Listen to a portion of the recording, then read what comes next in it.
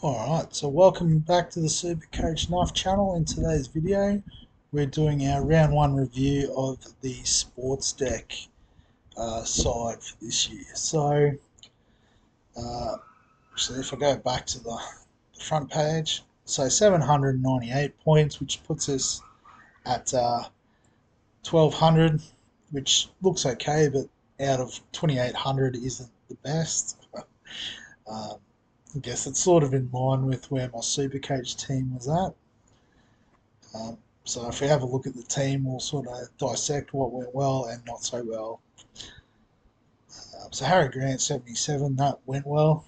Um, Obviously the not junk time necessarily, but the golden point try boosted up his score there somewhat. But yeah, that's if he can score 77 every week, you're absolutely cheering. So we'll take that every time. Brandon Smith, had a HIA. It was a little bit disappointing, but 39 points seems okay. Stefano, 41, so solid. That's all we were asking for in the front row there. Sean Kepi started on the bench, but still got 37. And so obviously has a bye this week, which we'll have to adjust for.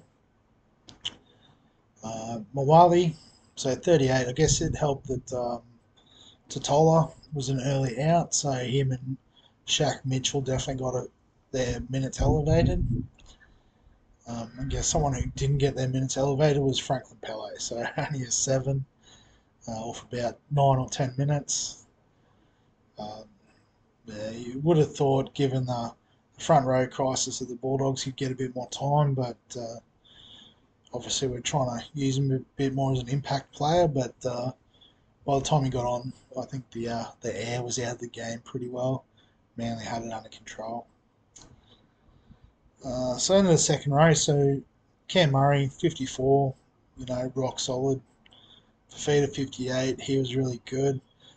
And Jeremiah, Nanai, with 12, he was a bit yuck, to use the technical term. So, yeah, not sure what to do with him. Maybe give him another chance, but we'll see. I think pretty sure the prices don't change week to week. With this one, you do get the 3 games.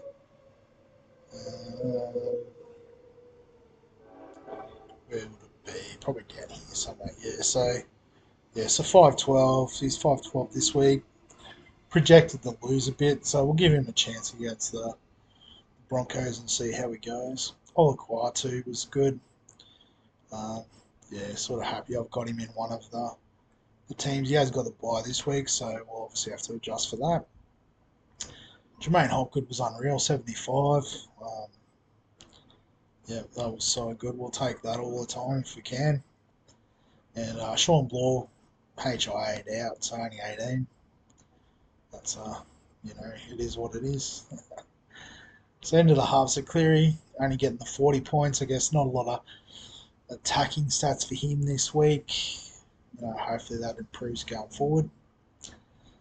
Tanner Boyd, 37. That's probably okay given his price tag. We'll take that. Matt Burton, he had an absolute shocker, so I'll forgive the 16. And yeah, I'll expect him to bounce back this week. Albeit against the Storm, he might not set the world on fire, but yeah, long term he should be okay.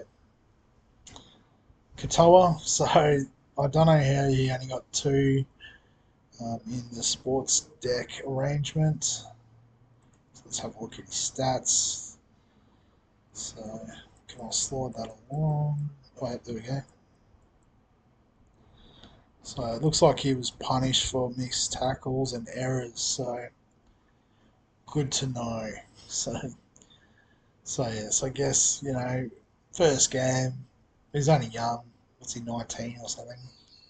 So that's fine. He's cheap. He'll lift. Dolphins looked pretty good. So I guess we shouldn't have doubted given Wayne Bennett and what he does as a coach. So that's fine. The centers, so Val Holmes and Nick Meaney.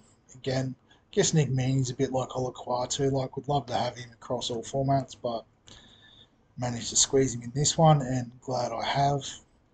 Taruva, 34. Yep, that's solid. In the centres and the bench. And Alamotti, 20. Again, part of that left edge calamity at the Dogs. They'll be fine. He'll be better throughout the season. Tedesco was a bit flat as captain, unfortunately, so that's part of the reason why the overall isn't so good. Poor captaincy choice, just wasn't the Roosters' day. They'll be better going forward. Tommy Turbo, 47. Yeah, he's good. He does what he does. And Nickel Clockstead, 55. Unreal. So, especially at 300k. So, Khan Pereira was a bit flat there, 7. Again, I think errors would have cost him a lot. Will Warbrick, 27, with probably no attacking stats, is pretty solid for a bottom dollar cheapie. So, I mean, in terms of trades this week, because we have a few less than what you get in Supercoach, I'm a bit loath to waste trades. But a couple of players of interest that might make their way into the side, depending on how they win. And I've talked about these guys in other videos, but the Hammer at 284 or for 59. So, I mean, if he goes big again next week, I'm going to have to find a spot for him. Have I got any extra money? 138. So, I mean, it could be someone like an Alamotti or a Khan Pereira even. Could get changed over to the Hammer. But yeah, I might just give them all a second look before we commit to that. Another one, and again, not sure how the scoring works, but Lockie Ilias, yeah, 75, so yeah, that's really good to see. So, yeah, at 316, he could easily find his way into my halves bench. I guess if it's a case that Matt Burton has another quiet game, which is entirely possible, and looks like he's going to leak a lot of cash, we might have to do that trade next week also. I guess in terms of the forwards, Jackson Ford, I think he played 80 minutes, so 39 points, not quite as prolific as his Supercoach output. Um, and yeah, so I guess, we might need to find someone to replace Nanai with. So if we go into the players, let's have a look. Who went alright in the Sportsdeck format. So Cherry Evans, 102. Josh King. So yeah, I know he's one I've talked about in, I think, the NRL fantasy video. He might be a straight swap for Nanai next week, just to, shore up that second row.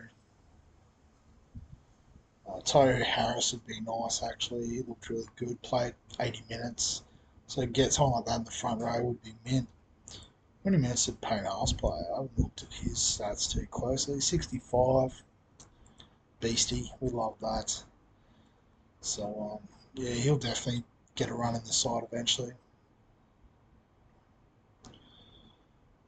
Yeah, so, yeah, it looks sort of like, it's sort of halfway between your NRL fantasy and your Supercoach with the scoring too, by the looks of it. So, the hookers did quite well. Yeah, the Hammer, yes, he's on the radar. Lemuelu, he's only in the centre spot, but I don't know, they might do dual positions later in the year. Cam Munster, he's missing for a bit, isn't he? So maybe Tyron Wishart might be a little cheeky shout. He might actually be an NRL fantasy shout. I might have a look to see where I can plug him in, perhaps. Cash in on that misfortune. Now that I think about it. Yeah, so it looks like, the usual sort of suspects. So, there you go. Popular trade already. Ilias in, Matt Burton out. So, yeah, it looks very similar to what you get on Supercoach. So, could be a bit there to have a look at. Some people confident Nico Hines is coming back this week. We shall see. Ilias and Munster makes absolute sense. But we might wrap that up there. So thank you very much for watching. Feel free to comment on the team. I'll go back to it for one final quick look so that you can tell me where I've gone wrong. Actually, I should update it for this week if I'm not going to make trades. Because obviously Kepi's out, so we'll swing Moali on field. Don't think we can do Pele. That's suicide. Oluwatu's out. So who do we bring in? Oh, excuse me. Well, we also need to get rid of Tommy Turbo, so Warbrick will go in for him. Then I'm thinking, assuming, yeah, so probably Taruva. I mean, the Bulldogs are going to struggle against Melbourne, I think, unfortunately. The Dolphins against the Raiders could go alright for Katoa, but I mean, yeah, that scares me having the two. Bloor might not get up for it with the HIA. And yeah, Frankie Pele doesn't look like he's going to get the minutes. So um, yeah, so Moali will start there. So yeah, who the Titans got? They got the Dragons. So Pereira might redeem himself, but we'll lock in the safer option. In terms of captain and vice captain, I'm pretty happy with that. I think sort of a bit of a bounce back factor, but Cleary first up against Souths, it's not the worst option to sort of have as the VC. And then Tedesco got the day game against the Warriors, so yeah, definitely think he will bounce back. And sort of, I think people that had him as this captain, or even if they didn't, I think they might be scared off. But you got to zig when others zag sometimes. So I'll keep the captaincy on Teddy for this week. Alright, so as I said, feel free to comment on the side, like the video, subscribe to the channel, all that usual YouTube rigmarole. And on that, I'll see you in the next one.